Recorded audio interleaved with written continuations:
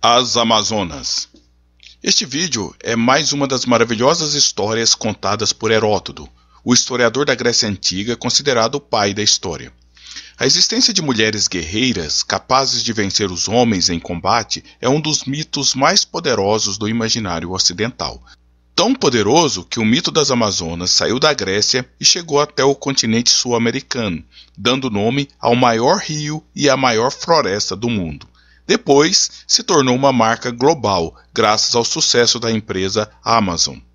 Os gregos foram os inventores do mito das Amazonas. Homero relata que as mulheres guerreiras participaram da guerra de Troia, ajudando os troianos contra os gregos. Um dos 12 trabalhos de Hércules era roubar o cinturão mágico de Hipólita, a rainha das Amazonas, tarefa que ele conseguiu realizar, segundo algumas versões, depois de uma sangrenta guerra, ou, segundo outras, seduzindo a rainha. Para quem não se lembra, Hipólita se tornou uma personagem de quadrinhos da DC Comics, sendo a mãe de Diana Prince, a famosa Mulher Maravilha. Mas vamos conhecer a versão da história contada por Heródoto sobre as Amazonas. Nesta versão, as mulheres deixaram de ser personagens da mitologia e se tornaram personagens históricas. Ele inicia sua história afirmando que as Amazonas habitavam as margens do rio Termotonte, um rio da atual Turquia, e foram derrotadas e capturadas pelos gregos. Mas não é fácil vencer as Amazonas. Ao serem transportadas como prisioneiras em 3 navios, elas conseguiram se libertar e matar todos os seus captores. Mas como as mulheres não sabiam navegar, deixaram o navio a seguir livremente pelo mar e chegaram nas terras habitadas pelos citas. Ao desembarcarem, as Amazonas apoderaram-se de alguns cavalos e passaram a sobreviver fazendo o que mais sabiam e gostavam: vencer os homens em combate. Isn't it past your bedtime? Os citas, a princípio, se prepararam para enfrentar os invasores, mas quando descobriram que se tratava de um exército só de mulheres, deixaram de combatê-las e elaboraram uma estratégia de aproximação. O plano deles era o seguinte: escolheram os guerreiros mais jovens e os colocaram para viver próximos às Amazonas. Eles fugiam dos combates e tentavam mostrar que não queriam guerra. Heródoto conta que, após algum tempo, um jovem conseguiu seduzir uma das Amazonas, enquanto ela se separou do grupo para fazer suas necessidades naturais. Pessoalmente, acho uma péssima hora para seduzir alguém nesse momento tão íntimo. Que deselegante. Totalmente deselegante. Mas o plano deu certo e logo surgiram outros casais de namorados. Logo, os 2 acampamentos se tornaram um só, e as Amazonas aceitaram viver juntas com os jovens citas.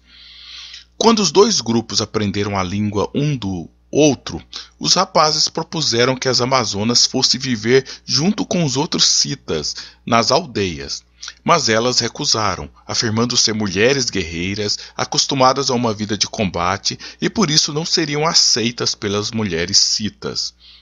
Então, propuseram o seguinte: que os jovens fossem até seus pais, recebessem o dote de casamento e voltassem para viver com elas em outro local. Os jovens citas aceitaram a proposta e o grupo de recém-casados mudou-se para terras distantes.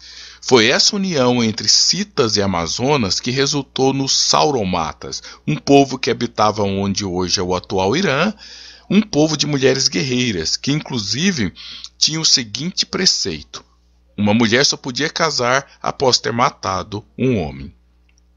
Mete o homem. Tá doida, menina? Essa história de Heródoto foi muito bem analisada por François Hartog no livro O Espelho de Heródoto. Nesse livro, Hartog acredita que Heródoto, quando estava descrevendo os povos bárbaros, estava refletindo sobre a condição de ser um grego, ou seja, ele estava enxergando a Grécia utilizando os povos bárbaros como espelho. Então, esse relato de Heródoto sobre as Amazonas pode ser visto como uma reflexão sobre a relação entre homens e mulheres na Grécia. Na Grécia, os homens faziam a guerra, as mulheres cuidavam do lar. Já as amazonas faziam a guerra e não ficavam presas às tarefas domésticas. Na Grécia, eram as mulheres que pagavam o dote de casamento, mas na história foram os jovens citas que pagaram para casar-se com elas. Na Grécia, a opinião do marido era acatada pela esposa. Na história, foram as amazonas que convenceram os homens a se mudarem com elas para outro local. A última palavra foi das mulheres e não dos homens. Na Grécia, as mulheres se mudavam para junto ao marido. Na história, foram os maridos que se mudaram para junto às mulheres. Na Grécia, os homens se casavam quando deixavam de ser um efebo, um jovem sem barba. Na história, as amazonas se casaram com homens sem barba, ou seja, casaram com homens com aparência de mulheres. A conclusão é que as amazonas eram os homens da relação. Sua mãe sabe mais. Elas desempenhavam o papel que na Grécia seria masculino. A arte e a técnica de fazer a guerra. Esse relato é muito extraordinário para ser totalmente verídico, mas ele revela algo importante. O mito das Amazonas foi uma invenção masculina, o que revela que os homens são fascinados por mulheres poderosas. É possível até que esse mito seja um fetiche masculino de ser dominado sexualmente por uma mulher que se expressou na forma de um mito. Então, meninas, empoderem-se. Anna Williams wins. Anna Williams wins. Olá, sou o professor Eliezer Cardoso de Oliveira. Agradeço pela atenção.